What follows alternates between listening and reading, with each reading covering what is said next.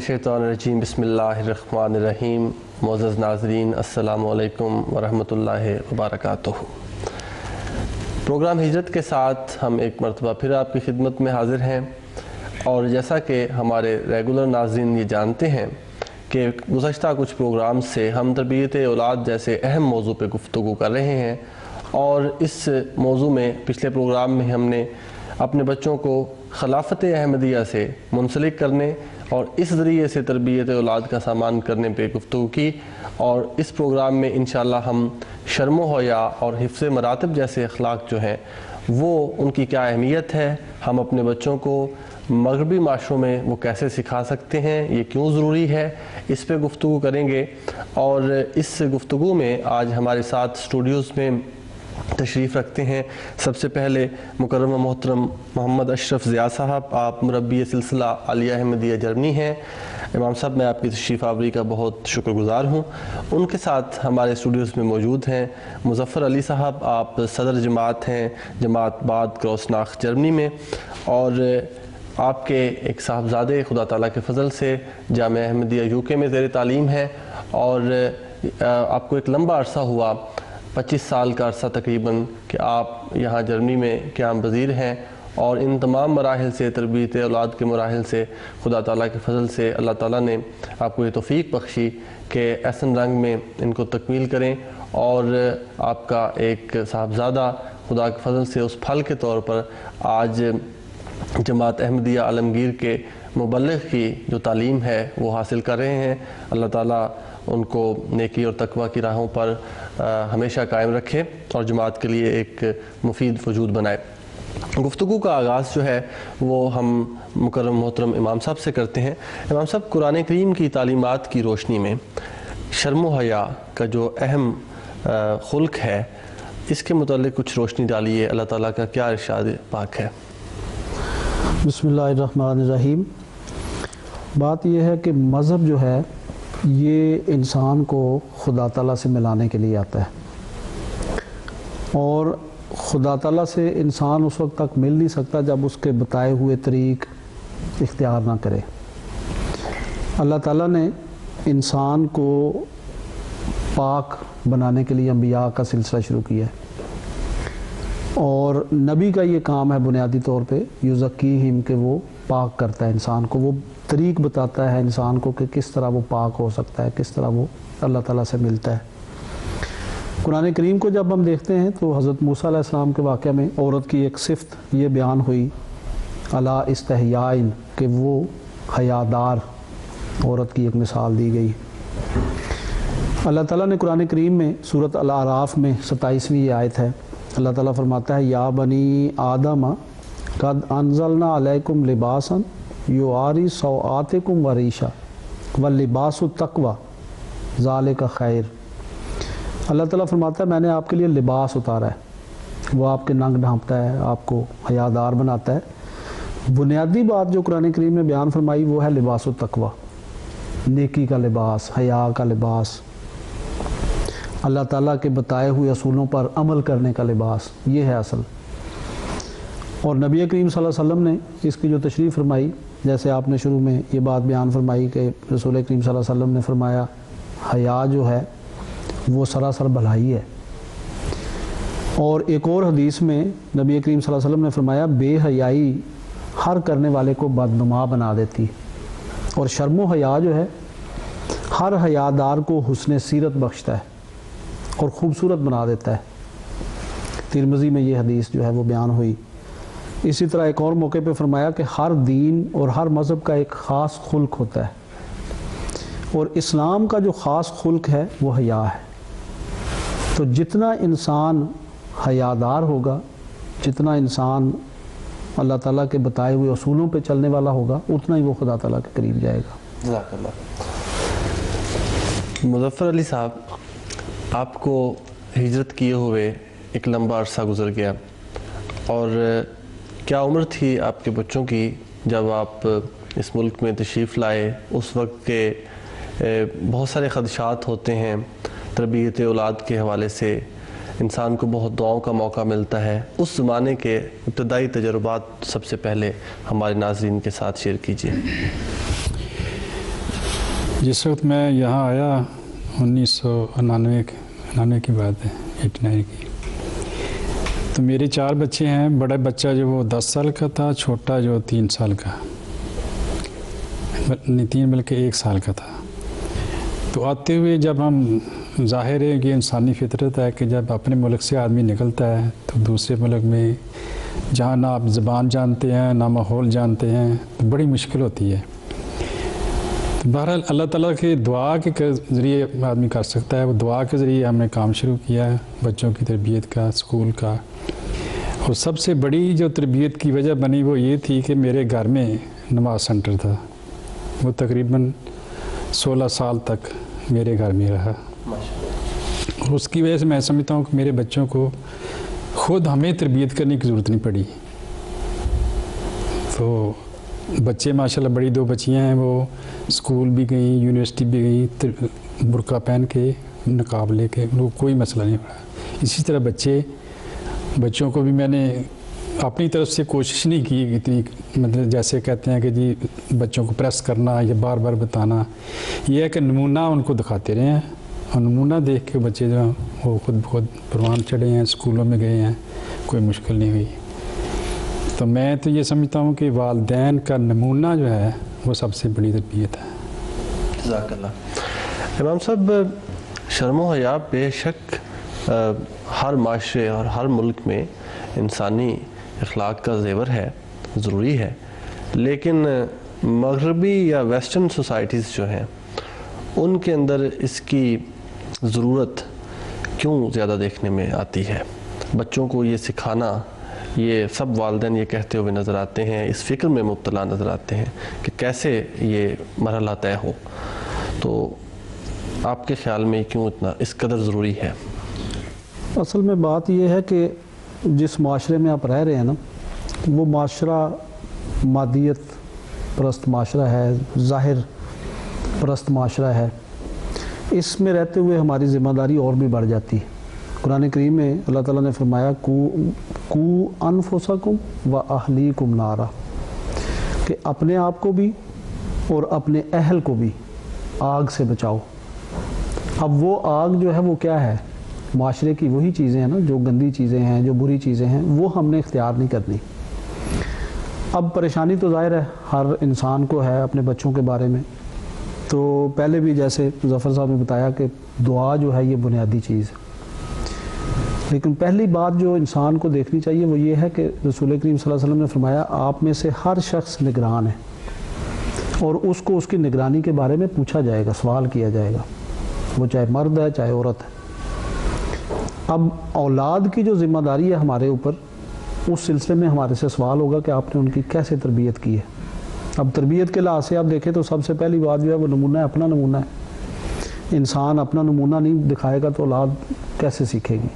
دوسری بات دعا کی ہے، دعا کے ذریعے سے وہ اللہ تعالیٰ کی مدد حاصل کرے. اور تیسری بات جو ہے وہ اس وقت جو ہمیں میسر ہے اور جس کی طرف ہمیں ہمارے پیارے امام حضرت خلیفۃ المسیح الخامس سید اللہ تعالیٰ بن نصر عزیز بار بار توجہ دلاتے ہیں، وہ صحبت صالحین ہے. جب تک ہم، قرآن کریم نے اس چیز کی طرف زور دیا ہے کہ کونوا مع صادقین، نیک لوگوں کے ساتھ رہا کرو.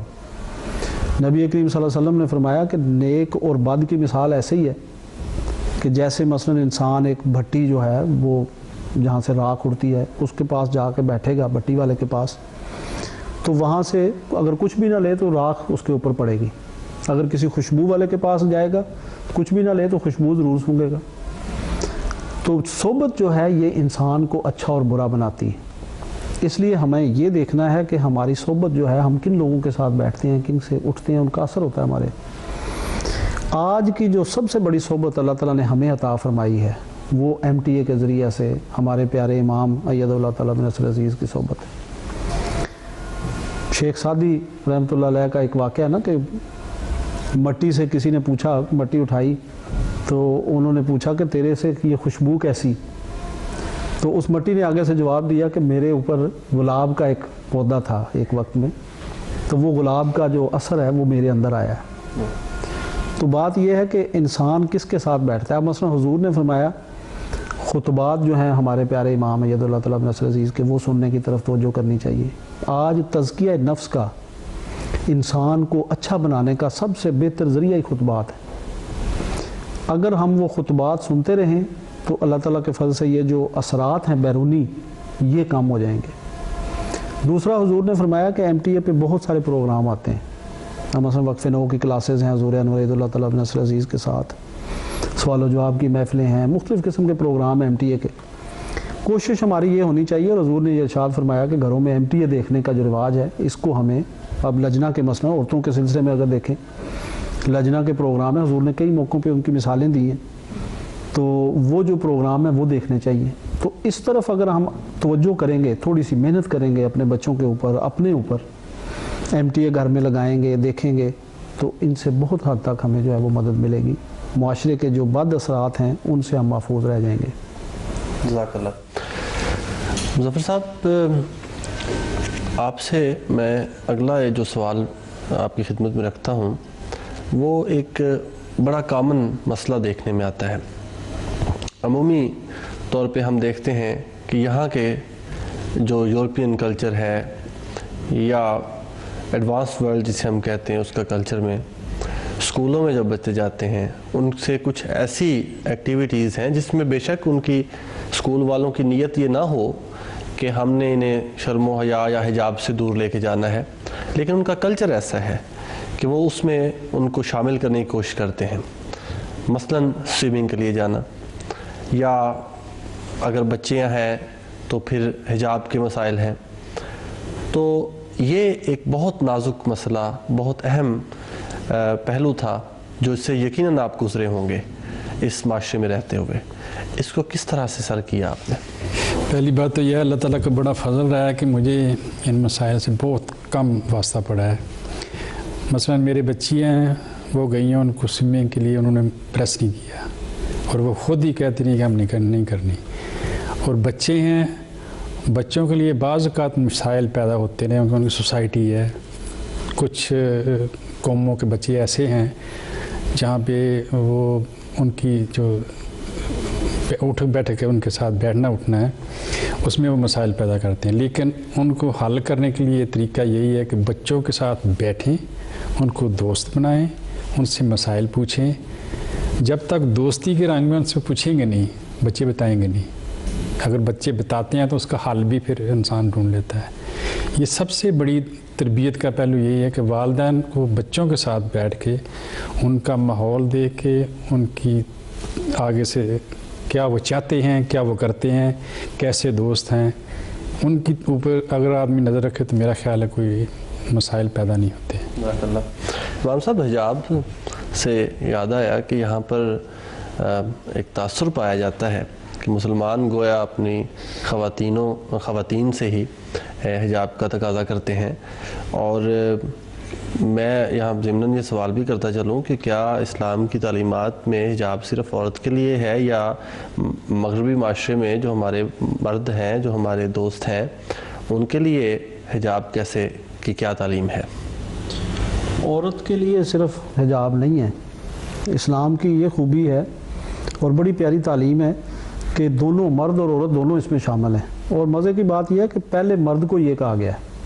اب مثلا دیکھیں کہ سورۃ نور میں یہ جو حکم ہے پردے کا، وہ نازل ہوتا ہے، اور 31ویں آیت ہے سورۃ نور کی جس میں پہلے مومن مردوں کو یہ کہا گیا ہے، اور پھر اس کے بعد سورۃ نور کی جو 61ویں آیت ہے اس میں عورتوں کو کہا گیا ہے، اور پھر سورۃ احزاب میں ہے 60ویں آیت ہے سورۃ احزاب کی، اس میں عورتوں کو یہ حکم دیا گیا ہے، لیکن پہلے مردوں کو یہ کہا گیا کل للمؤمنین یغضوا من ابصارہم۔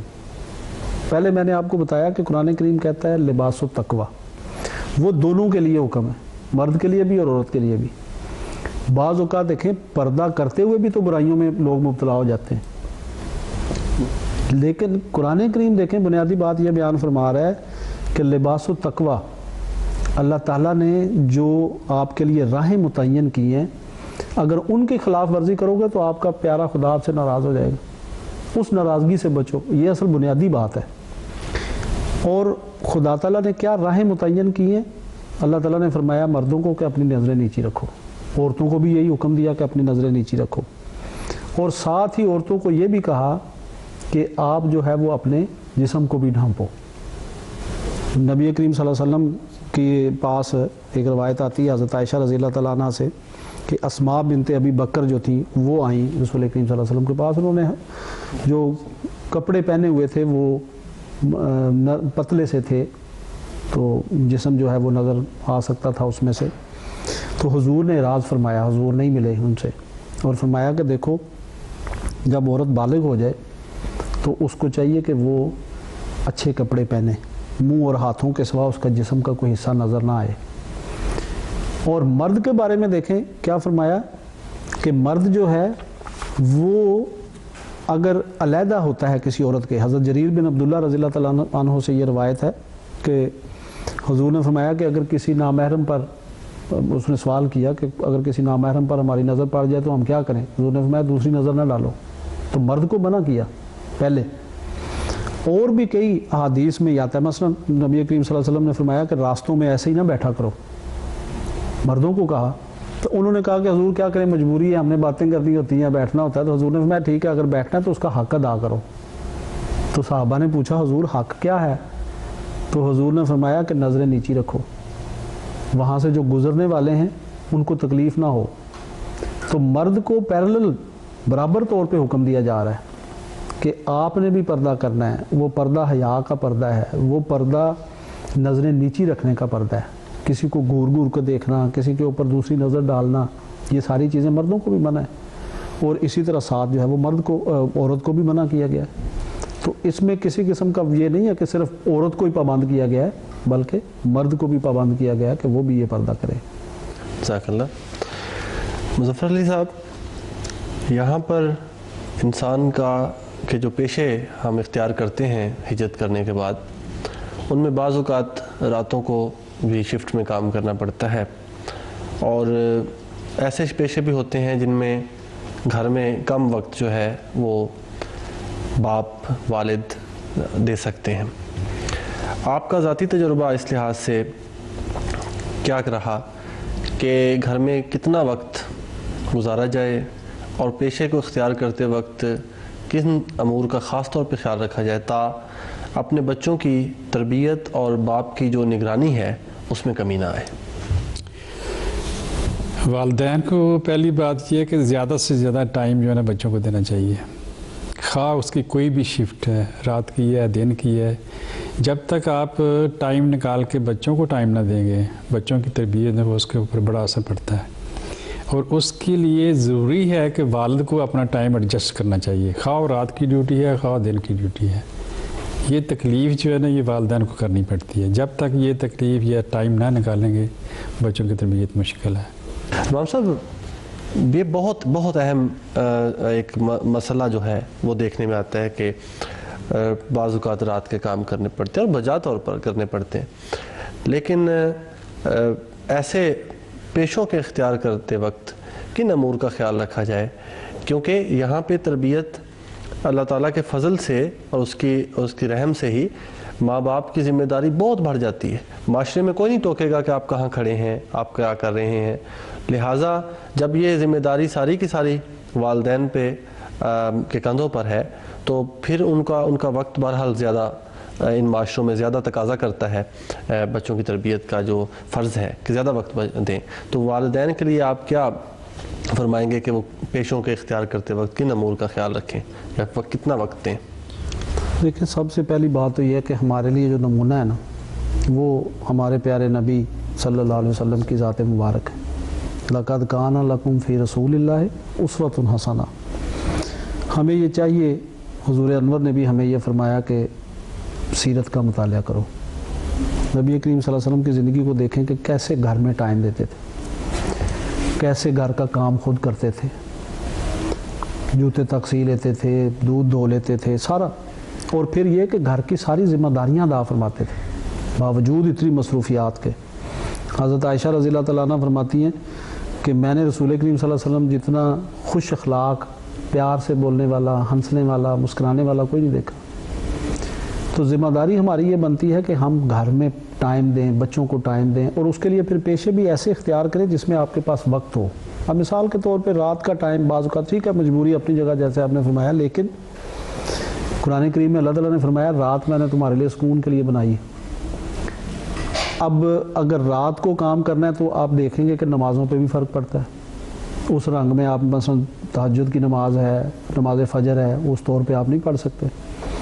پھر یہ کہ آ کے آپ نے ظاہر ہے سارا دن پھر آرام کرنا ہے، تو بچوں نے تو آ کے شام کو سو جانا ہے، تو آپ کی جو بچوں کے ساتھ تعلق ہے وہ کم ہو جاتا ہے. وہ اپنی جگہ پہ ہیں، آپ اپنی جگہ پہ ہیں، تو ان چیزوں کو دیکھنا چاہیے انسان کو. مجبوری کے علاوہ مجبوری ہو تو ٹھیک ہے، لیکن ان چیزوں کو دیکھنا چاہیے کہ جو ہمارے اوپر ذمہ داری ہے. جیسے میں نے شروع میں عرض کیا کہ نبی کریم صلی اللہ علیہ وسلم نے فرمایا کہ ہر ایک نگران ہے، تو اس نگرانی کا آپ نے کیا حق ادا کیا ہے. بچوں کو آپ نے قرآن کریم کی تعلیمات بتائیں کہ نہیں بتائیں، ان کو یہ جو جس معاشرے میں آپ رہ رہے ہیں ان سے بچانے کے لیے کیا کیا جو ترکیب ہے وہ آپ نے کیا اختیار کی ہیں. اب مثال کے طور پہ MTA ہے، وہ اگر ہم نے دیکھنا ہے تو اگر آپ اکٹھے مل کے بیٹھ کے دیکھیں گے کئی چیزیں آپ بچوں کو سمجھا بھی سکتے ہیں. تو یہ ساری چیزیں ہیں، ان کو جتنی دیر تک آپ پورے طور پہ اپنی ذمہ داریوں کا احساس نہیں کریں گے اتنی دیر تک آپ کو ان چیزوں سے جو ہے وہ نجات نہیں مل سکتی. جزاک اللہ. ظفر علی صاحب، بچے سوال پوچھتے ہیں یہاں پہ، ان معاشروں میں بہت زیادہ پوچھتے ہیں کیوں اور کیسے. یہ عادت ایک لحاظ سے بہت اچھی ہے، کیونکہ جب اس کے بعد وہ کسی عمل پہ کسی خلق پہ قائم ہوتے ہیں تو پھر وہ ایک یقین کی سطح پہ کھڑے ہوتے ہیں کہ ہم ایسا کر رہے ہیں تو کیوں کر رہے ہیں. سوالات کا جو سلسلہ آپ کے بچوں نے کیا، اس میں سے کس رویے اور کس رنگ سے آپ گزرے؟ تقریباً 94 میں جب MTA شروع ہوا ہے تو پہلا MTA کا سیٹلائٹ میرے گھر میں لگا تھا، اور وہ ساری جماعت وہاں دیکھتی تھی، اور اس کے دیکھنے کی وجہ سے بچے بھی دیکھتے تھے. میں نے 2 کمروں میں TV لگایا تھا، ایک میں لجنہ دیکھتی تھی، ایک میں اپنے بچے مرد دیکھتے تھے. اب اس TV کے ذریعے سے یا اس MTA کے ذریعے سے حضور کے خطبات شروع آتے رہے، اس کے بعد سوال و جواب شروع ہوئے. جب بچوں نے تھوڑا سا ہوش سنبھالا، میرے بچے جو بڑے تھے، بچوں نے جب ہوش سنبھالا تو ان کو میں لے کے جاتا تھا ہر پروگرام میں، خاص طور پہ اجتماع پہ جو ٹریننگ ہوتی ہے، اپنے تقریر، نظم یا اذان کے مقابلے، اس میں کے لیے میں تیار کرتا تھا. اور بہت کم میرے بچوں نے اس قسم کے سوال کیے. اور جب ہم سوال کرتے تھے، سکول کا مسئلہ تھا، تو ہم سارے اکٹھے گھر میں بیٹھتے تھے. بچیاں بڑی تھیں، ان سے بھی ہم پوچھتے کہ یہ مسئلہ ہے کیسے کریں. وہ بھی ہمیں بڑی گائیڈ کرتی تھی. ہمیں تو نہ زبان آتی تھی نہ ان کے مسائل کا، لیکن آہستہ آہستہ ہم نے بچوں کو گائیڈ کیا، اور جو مسائل تھے وہ ہم نے ان کا حل کر دیا. عموماً زیادہ مسائل ہمارے مجھے پیش نہیں ہوئے. اس کی وجہ جو ہے وہ آپ نے خود بیان فرما دی کہ اللہ تعالیٰ کے فضل سے یہ جو MTA کی اور خلافت کی برکت ہے، یہ جو خدا نے ہم پہ یہ عظیم احسان فرمایا ہے کہ ہمارے گھروں میں پہنچ گیا.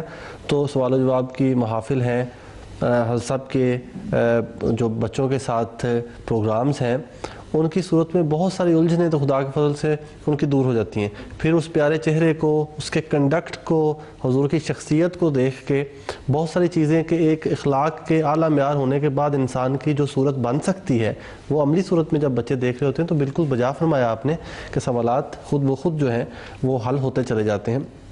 امام صاحب، لیکن اس ذمہ داری کو جہاں پر یہ سوال بچے اٹھاتے ہیں، میں آپ سے بھی اس کی یہی سوال آپ کی طرف ہے کہ ہم ان کے ساتھ گفتگو کریں، ان کی انگلی پکڑ کے ان بچوں کو کہاں چھوڑ دیں تاکہ خدا تعالیٰ کے فضل سے ان کی معاشرے میں یہ سب کچھ دیکھ کے جو الجھنیں ان کے ذہنوں میں جنم لیتی ہیں وہ ان کی تشفی ہو سکے. اصل میں جب تک ایک تو بہت ساری چیزیں نا، مثلا جو ہم نے ذکر کیا ابھی، دعا کی بات ہے، صحبت صالحین کی بات ہے، خلیفہ وقت کے ساتھ تعلق ہے، مساجد کے ساتھ ان کو جوڑنا ہے، نماز سینٹرز کے ساتھ ان کو جوڑنا ہے. ان کی زندگیوں میں انقلاب آ جاتا ہے اس چیز کے ذریعے سے. نبی کریم صلی اللہ علیہ وسلم نے فرمایا جنت کے باغوں میں چرا کرو.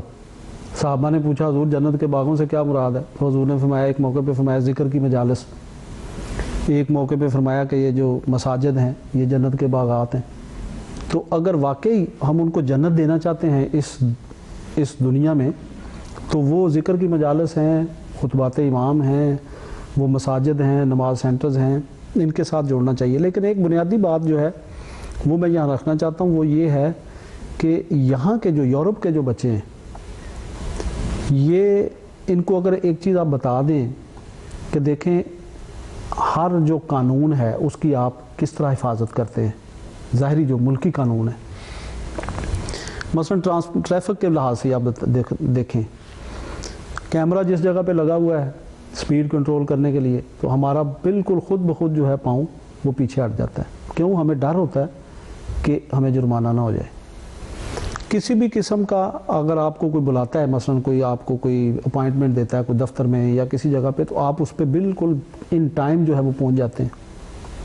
اب یہ جو چیزیں ہیں، اب مثال کے طور پہ کسی فرم میں کوئی کام کرتا ہے کوئی لڑکا، اس کو آپ یہ بتائیں کہ دیکھیں آپ شیف کی بات، جو آپ کا جو مالک ہے وہاں کا، وہ جو آپ کو کہتا ہے، جو معاہدہ آپ نے اس کے ساتھ کیا ہے، اس کے مطابق آپ چلتے ہو تو آپ کو وہ جب مالک خوش ہوتا ہے تو آپ کو انعام بھی دیتا ہے، آپ کی ملازمت بھی جو ہے وہ اس میں ترقی کے چانسز بھی ہیں۔ آپ یہ چیزیں دیکھتے ہو۔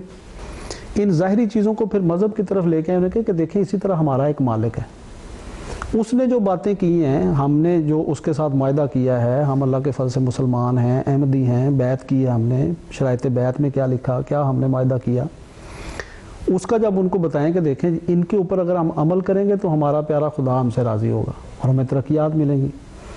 حضرت مسیح موعود علیہ السلام نے بار بار اپنی کتابوں میں اس چیز کو بیان فرمایا۔ حضور نے فرمایا دیکھیں آپ کسی سوراخ میں ہاتھ نہیں ڈالتے اگر آپ کو پتہ ہو کہ یہاں سانپ ہے، آپ جنگل میں جہاں شیر ہو چھلانگ نہیں لگا دیتے اس وجہ سے کہ آپ کو ڈر ہے کھا نہ جائے۔ ایون کہ حضور نے فرمایا کہ بلی کو بھی اگر یہ پتہ ہو کہ اس دودھ میں زہر ہے تو وہ بھی اس کے قریب نہیں جاتی۔ کبوتر کو حضور نے فرمایا نا کہ پتہ ہو کہ یہ دانہ کھانے سے میں جال میں پھنس جاؤں گا تو وہ ادھر نہیں جاتا۔ انسان کو اگر یہ پتہ ہے کہ میرا ایک زندہ قادر مالک خدا موجود ہے جو مجھے ہر وقت دیکھتا ہے، تو اس کی جو حدود ہیں جو اس نے مقرر کی ہیں تو اس کو وہ پھر نہیں پھلانگتا۔ یعنی جو اس کی خوف خدا اور تقوی جو ہے یہ بنیادی چیز ہے کہ حیا کے راستوں پہ چلنے کے لیے بھی اور اس کو اختیار کرنے کے لیے بھی، اور حفظ مراتب کے حوالے سے یعنی اس معاشرے میں استاد کو بھی تم بعض اوقات کہا جاتا ہے اور والدین کے لیے بھی تو کا لفظ استعمال ہوتا ہے، تو یہ بھی جو اسلامی تعلیمات ہیں یہ سکھانی بچوں کو جو فرق ہے بعض اوقات وہ پوچھتے ہیں، تو اس وقت بھی اس سوال کا بھی آپ کچھ مختصر اگر بیان فرما دیں کہ حفظ مراتب کیوں ہے ہمیں؟ اس میں دیکھیں بات یہ ہے کہ نبی کریم صلی اللہ علیہ وسلم جیسے میں نے عرض کیا نا، تو ہمارے لیے نمونہ وہ ہیں۔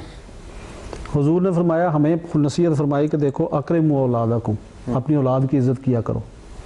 جب ہم اپنی اولاد کی عزت کریں گے تو اولاد جو ہے وہ ہماری بھی عزت کرے گی اور پھر باہر بھی عزت کرے گی۔ رسول کریم صلی اللہ علیہ وسلم نے فرمایا کہ آپ کے جو والدین ہیں، والد ہے وہ مثلا روحانی والد ہے، ہمارا ٹیچر بھی، ہمارے سسرال جو ہیں، ہمارے سسر ہیں وہ بھی، تو ان کو بھی آپ ایک ایسی عزت دیں جس طرح آپ اپنے والد کو دے رہے ہیں۔ لیکن اگر آپ ان کو عزت سکھائیں گے نہیں تو وہ عزت نہیں دیں گے، باہر سے جو وہ چیزیں سیکھتے ہیں وہ ان کے اوپر پھر غلبہ پا جائیں گی۔ اس لیے شروع سے ہی بچے کو، جس طرح نبی کریم صلی اللہ علیہ وسلم نے فرمایا نا کہ بچہ جو ہے وہ فطرت پہ پیدا ہوتا ہے، اور فطرت جو ہے وہ ہر ایک انسان کی ٹھیک ہوتی ہے، اس کے بعد پھر اس کے والدین اس کو بناتے ہیں، وہ کسی مذہب میں بھی ہو۔ تو بچپن جو ہے یہ اصل میں بنیاد ہے سکھانے کی۔ اس وقت آپ بچے کو جب آپ سکھائیں گے، ٹائم دیں گے، بات وہی آ رہی ہے نا پہلے کی، اگر ٹائم نہیں دیں گے، آپ اپنے کاموں میں مصروف ہیں، اپنی ملازمتوں میں مصروف ہیں اور بچوں کی طرف توجہ نہیں ہے، تو پھر آپ ان سے یہ توقع رکھیں کہ وہ بہت اچھے بن جائیں، اس میں تو بہرحال مشکلات ہیں، یہ محال ہے، یہ محال ہے۔ جزاکم اللہ احسن الجزا۔ معزز ناظرین، وقت کی رعایت سے ہم نے اس نہایت اہم موضوع پر گفتگو کی۔ اللہ تعالیٰ کرے کہ اس کے جو مفید اثرات ہیں ان سے ہم اور ہماری نسلیں جو ہیں وہ بہرہ مند ہوتی چلی جائیں۔ اپنے فیڈ بیک سے، اپنی آراء سے ہمیں ضرور نوازیے گا۔ اس کے لیے ہمارا ای میل ایڈریس نوٹ فرما لیں، hijrat@mta.tv۔ اس پہ آپ اپنی آراء سے، اپنے مشوروں سے ہمیں ضرور نوازیں، ہمیں اس کا انتظار رہے گا۔ اگلے پروگرام تک کے لیے اجازت دیجیے۔ اللہ حافظ و ناصر. السلام علیکم ورحمۃ اللہ وبرکاتہ. ہر ملک میں تمہاری حفاظت